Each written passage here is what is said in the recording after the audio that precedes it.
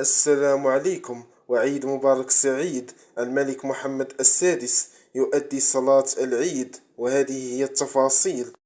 أدى أمير المؤمنين صاحب الجلالة الملك محمد السادس نصره الله، محفوفا بصاحب السمو الملكي ولي العهد الأمير مولاي الحسن، ومرفوقا بصاحب السمو الملكي الأمير مولاي رشيد، وصاحب السمو الأمير مولاي إسماعيل، صباح اليوم الأربعاء صلاة عيد الفطر بالمسجد المحمدي بحي الأحباس بالدار البيضاء، وتقبل جلالته التهاني بهذه المناسبة السعيدة.